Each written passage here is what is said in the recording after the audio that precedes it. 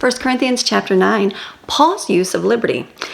Am I not free, unrestrained, and exempt from any obligation? Am I not an apostle? Have I not seen Jesus, our risen Lord, in person?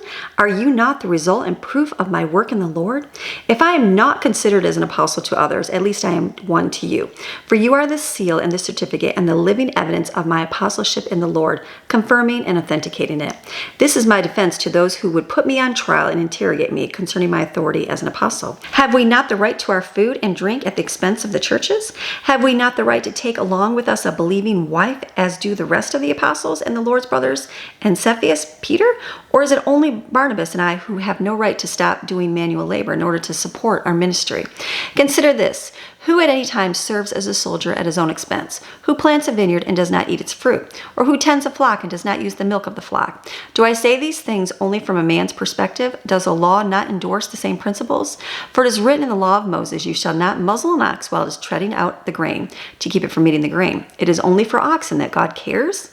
Or does he speak entirely for our sake? Yes, it is written for our sake. The plowman ought to plow in hope, and the thresher to thresh in hope of sharing the harvest. For if we have sown the good seed of spiritual things in you, is it too much if we reap material things from you? If others share in this rightful claim over you, do not we even more? However, we did not exercise this right, but we put up with everything so that we may not hinder the spread of the good news of Christ. Do you not know that those who officiate in the sacred services of the temple eat from the temple, offerings of meat and bread, and those who regularly attend the altar have their share from the offerings brought to the altar? So also, on the same principle, the Lord directed those who preach the gospel to get their living from the gospel. But I have used none of these privileges, nor am I writing this to suggest that any such provisions be made to me for now. For it would be better for me to die than to have anyone deprive me of my boast in this matter of financial support. For if I merely preach the gospel, I have nothing to boast about, for I am compelled, that is, absolutely obligated to do it. Woe to me if I do not preach the good news of salvation. For if I do this work of my own free will, then I have a reward. But it is not of my will, but of God's choosing. I have been entrusted with a sacred stewardship. What then is my reward? Just this, that when I preach the gospel, I may offer the gospel without charge to everyone, so as to not to take advantage of my rights as a preacher and apostle in preaching the gospel. For though I am free from all men, I have made myself a slave to everyone, so that I may win more for Christ.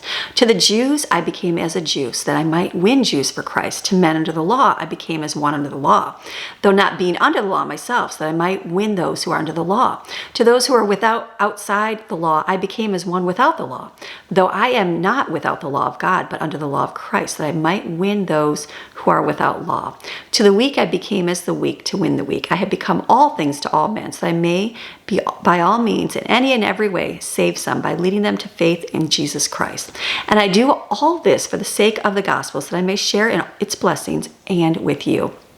Do you not know that in a race all the runners run their very best to win, but only one receives the prize? So run your race in such a way that you may seize the prize and make it yours.